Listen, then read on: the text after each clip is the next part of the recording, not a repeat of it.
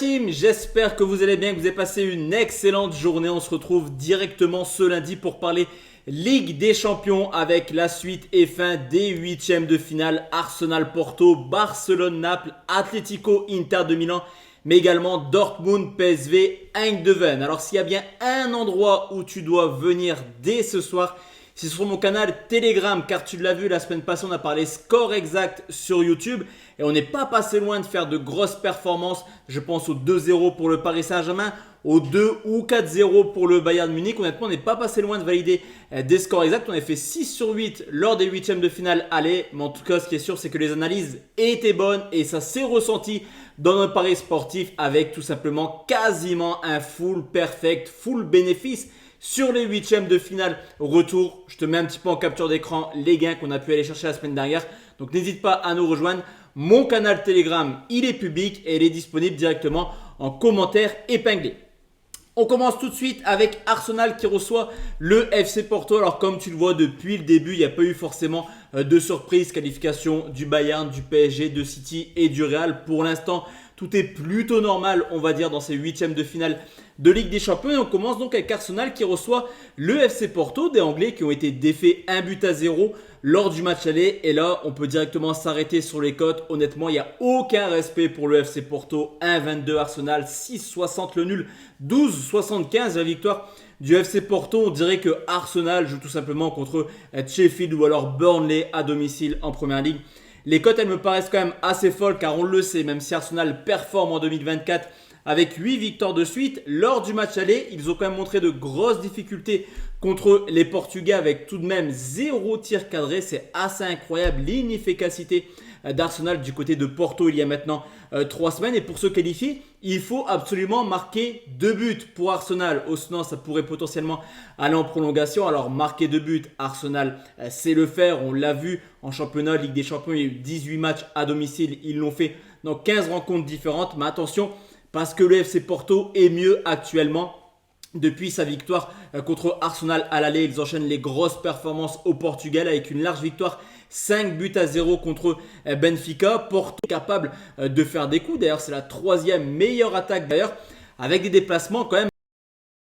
Ou alors contre Anvers. Donc sur ce coup, attention quand même, clairement, le 1-22, il est totalement ridicule pour Arsenal.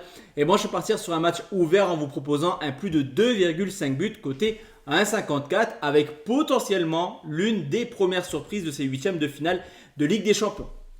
On enchaîne avec le Barça qui reçoit le Napoli sur ce coup. Objectif Ligue des Champions, il n'y a pas d'autre mot pour les deux clubs. Ils sont complètement largués en championnat. Le Barça ne peut pas être champion d'Espagne. Pour Naples, même une qualification en Ligue des Champions paraît assez improbable via la voie du championnat. Donc deux équipes qui vont être concernées à 100%. D'ailleurs, on l'a vu ce week-end, surtout pour le FC Barcelone. Il y a eu un gros turnover dans ce match contre Mallorca, une équipe du Barça qui défensivement est plutôt pas mal actuellement. Les voix, ils encaissent quand même très peu de buts. Ils restent sur 3 clean sheets de suite.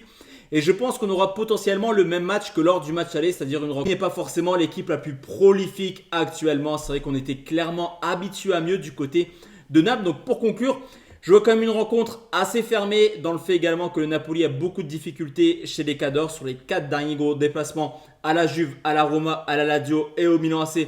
C'est tout simplement 0 but marqué, donc avantage au Barça, mais dans un match qui ne devrait pas partir sur 5-6 buts. Donc Barça ou nul et moins de 3,5, c'est très bien coté, je trouve, à 1,86. On enchaîne avec la rencontre de mercredi, c'est l'Atlético Madrid qui reçoit l'Inter de Milan. Alors là, sur ce coup, on a deux salles, deux ambiances. D'un côté, une équipe de l'Atlético en grande difficulté actuellement, qui n'aura pas encore une fois Griezmann qui vient de perdre du côté de Cadix sur le score de 2-0. C'est vrai que c'est assez dommageable car la première partie de saison de l'Atlético était tout simplement majestueuse. Il n'y a pas d'autre mot.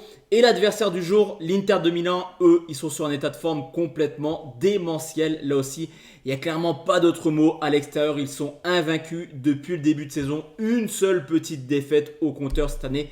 C'était contre Sassuolo, assez surprenant soit-il, à domicile. On le voit même quand ils font tourner à Bologne, qui réalise de grosses performances. Actuellement, l'Inter s'impose 1-0 sans aucun souci. Donc cette équipe de l'Inter, c'est quand même un très bel outsider, je trouve, dans cette compétition, finaliste également de la dernière édition.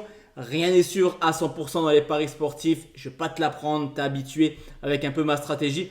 Mais sur ce coup, voir l'Atlético se qualifier me paraît tellement improbable. Même les voir gagner, ça me paraît assez fou sur ce coup. Donc on va sécuriser tranquillement en partant du principe que l'Atlético Madrid ne devrait pas battre l'Inter de Milan. Donc victoire de l'Inter, remboursé si nul, c'est très bien coté là aussi à 1,72. Et enfin, on termine cette vidéo avec le Dortmund qui reçoit le PSV Eindhoven. Forcément, c'était le huitième de finale le plus serré et ça s'est senti lors du match aller. Score de parité, un but partout entre les deux clubs. Une équipe de Dortmund qui est forcément favori maintenant pour finir le boulot à domicile et rejoindre les quarts de finale. Tout le monde voudra, je pense, tomber quand même contre le Borussia Dortmund qui devrait être, si la logique est respectée, donc Arsenal, Barcelone et Inter, l'équipe entre guillemets, je prends bien des guillemets, mais l'équipe entre guillemets la plus abordable, on va dire, à tirer. Et l'adversaire du jour, le PSV Eindhoven, alors certes, il est impressionnant en championnat, mais en Ligue des Champions, c'est une toute autre histoire. Une équipe qui montre quand même pas mal de difficultés. On l'a vu dans ses matchs à l'extérieur. Défaite 4-0 Arsenal, nul, un but partout du côté de Lens. Ou alors une courte victoire 3-2 contre une équipe de Séville qui tournait clairement au ralenti en début de saison. Alors que Dortmund, à domicile, ça reste quand même une belle valeur sûre. On l'a vu également en phase de poule. Ça a tenu une tête à des équipes comme le PSG, Milan ou Newcastle.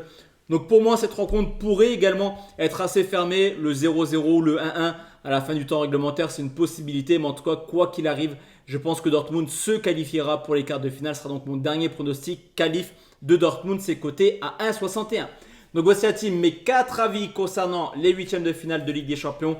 Et on se retrouve demain pour une double vidéo. Huitième de finale retour Conference League, huitième de finale retour Europa League. Excellente soirée à tous et à toute la team. Et on se retrouve sur Telegram. Ciao, ciao.